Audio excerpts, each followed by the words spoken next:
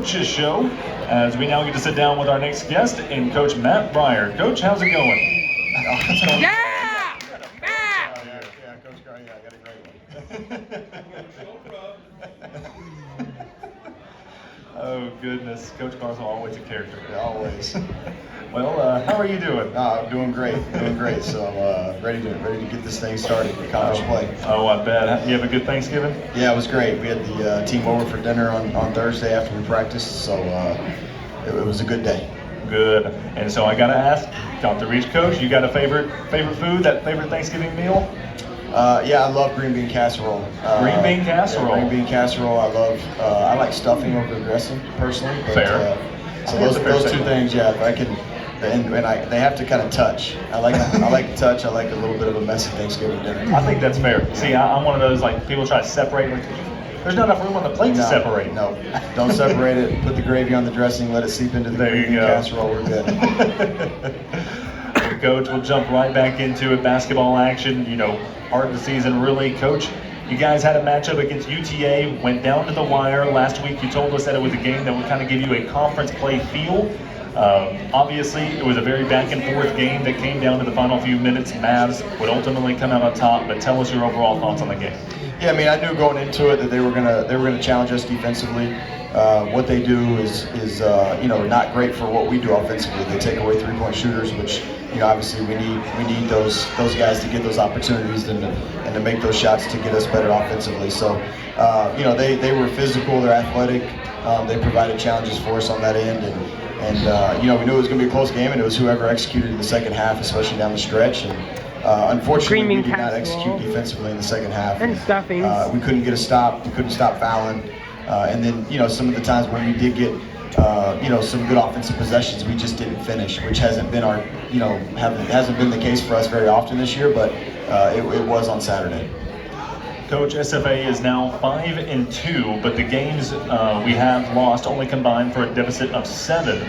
A few bounces the other direction, and those two games could be different stories. What do you think the team has taken from those two losses? How do you think they apply those into future games? Yeah, that's what I told them on Sunday when we met and watched film of the game Saturday. It's like, hey guys, we're really close. The expectations are championship. There's not a, hey, let's just go finish in the top 5 or 6. That's not what this is. And so, we're really close, and we're a couple possessions from being undefeated. We're also a couple possessions from being 4-3. So I could have that memory forever.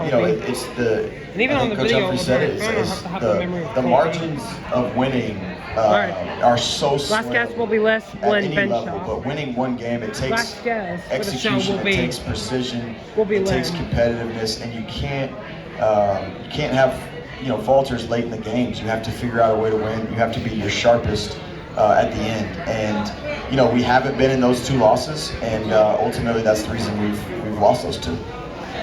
And the positive is that's hopefully things that can be worked on, and those are hopefully easy fixes that ultimately result in wins in conference play that do result in championships. Yeah, and we've got a great group. They want to get better. They walked into the film room Sunday with the right mindset.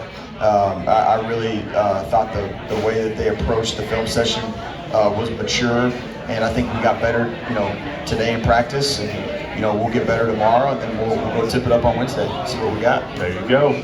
Well, 7 games into your first year as head coach at SFA, what would you say this team has taught you in the early part of the season? I think just be honest, be real, be truthful. I think that's the biggest thing that Coach McCasson taught me at North Texas and Texas Tech is, just tell the truth. If you tell the truth, the guys really respect that, and so that's what we've just been trying to do, and in return, have those guys tell the truth when they don't feel something, they feel a type of way about something. Like, let's talk about it. Let's don't let it fester, and then all of a sudden it becomes a problem 2 weeks down the road. Let's nip it in the bud early. Let's figure out a way to get better, and then ultimately, when you tell the truth, I think that's how you actually grow and you get better. That actually kind of takes me into my next question. It may even be the exact same answer. Is there any particular message or motto that you guys have given your team as the season moves on? I mean, our deal every day is win together. We break every huddle with win together because ultimately everybody's just as important as the next person in our roster. Whether it be our managers, whether it be our GAs, whether it be our assistant coaches, it doesn't matter. Our academic people, trainers, strength coach, everybody has as equal of importance of a role on this team for us to win a championship. So we all have to do it together. Nobody can be pulling in the wrong direction. If we're all pulling the right direction, hasn't we're all happened in pulling 3 together, years. I then haven't got a ultimately, shout out in 3 great things years. can happen. So just win together. Don't let the outside noise of I am what so people glad you say came you as should well. be getting. And I have infiltrate the these locker on. room I have the because video on the ultimately, radio pop up as, and the you know, video when my he mom loves pointed me, at right? me and Well, said of me. course she wants the best for me, So I but can have what's that memory best for me may forever. not be best for the team. And so ultimately, you have to actually push And all those I'm things saying, aside I'll on what the people that love you tell you. I will play. because I'm it going to may play not a be video what's best clip for of the team. So coach's show that's and the been radio kind of the pop talk up that and let him we've hear had, it. constantly throughout The the other summer, crazy the thing is fall, when I and said obviously now he in the won season. 2 trophies With for a the bunch price of of new 1. players and new staff onto the 2 team, trophies, that the being a very conference mature trophy and the answer, how Chiefs do trophy. they not only accept that motto, but also build into it and lean into it and grasp it fully as a team, even though it's, kind of a lot of their first year at SFA? Yeah, I think just got to be constant with your message. And you battle it every day. Trust me, it's not something you say one day and it's fixed. You battle it every day. But I think when you have the right type of people in the locker room, and you have the right type of people on staff that are always talking and always communicating and always trying to pull them in and communicate what the message needs to be, then eventually they buy into it. And I think this group so far has bought into it. And as players go, you have the early season leader earlier on, Keon Thompson, kind of leading the way, and then you have the sharpshooter in Shoti Kamenik step up, knock down some big threes and big moments. A player who also has stepped up and showed a firepower is Latif Patrick. You have the big man around the rim and Colonel, and I could go on and on about, just kind of everybody in their role. But how impressed are you that this team has gelled together, learned their roles, and come up in the biggest ways so early in the season? Yeah, I mean, I think when we recruited all of them, the expectations were to win a NFL championship. fights when it happens. So I think they all came in with the understanding of this is what the expectations are, so they're going to be pushed to that level, and they're going to be held accountable to that level. And then, I think just we played a lot in the summer. So the roles were figured out a little bit, earlier than probably normal in some other instances.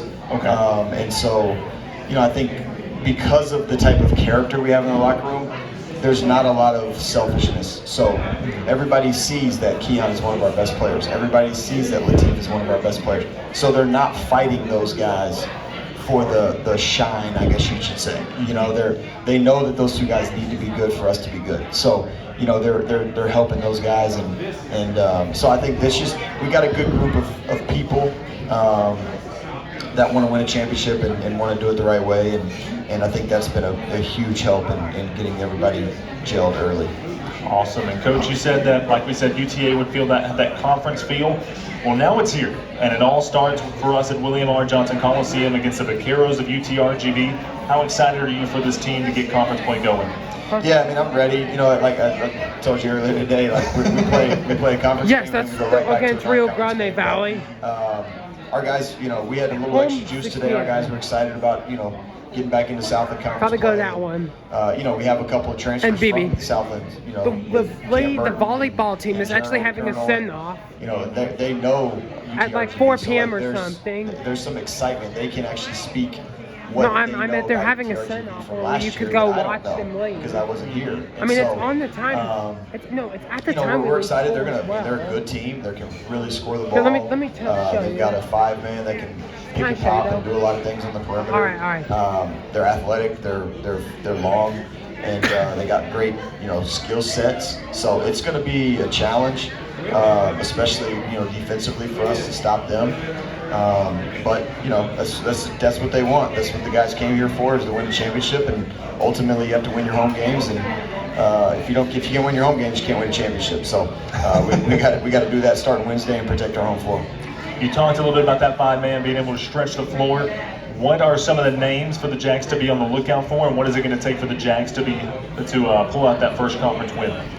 Yeah, I can't even begin to pronounce his name, but he's number 33. He's their key cog. He runs their offense, through 5-out situations, and they do a lot of actions to just keep you moving. And they're kind of all are active in being able to drive the ball. They can all kind of shoot the ball. McGee, number 10 for them, can really shoot the ball and score it. He's their leading scorer. But 33 is the guy who really makes them go. He's the straw that stirs the drink.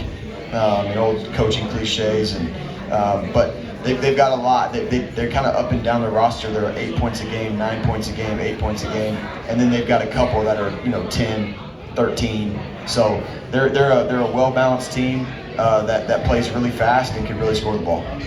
Call me young or something, I don't know. Straw that stirs the drink. That's the first time I've heard that one. Really? Okay. I like that one. Well, you have that first home game since the middle of November coming up. You guys now have 4 straight home games throughout the month of December. How important is it for you guys to have the Coliseum rocking? Yeah, I mean, obviously it's super important. Every coach will talk about it. The home environment. When you get out there and as hard as you work, as hard as your players work, like just the reward of going out there and seeing a bunch of people in the stands, cheering you on, and ultimately there's times in the game where we really need that extra juice, we need that extra bump to try to figure out a way to win, to get the stop needed to win, whatever it may be. So I'm looking forward to it. I think it'll be a good environment, and I know our guys are looking forward to the students being back and getting Greek life out there again. There you go. And I think it's been great so far, and it's building. It's getting better every game, and I'm hoping that we continue to build on that as we move through conference play. Coach, big matchup on Wednesday. But till then, anything else you got for Jack Nation? No, come on out, support 6 p.m. Wednesday, and let's go. That's what I love to hear. Coach, thank you so much. All right, we'll be right back with our final guest of the night. You're listening to The Coaches Show here at Buffalo Wild Wings on the Lumberjack Sports Network from Learfield.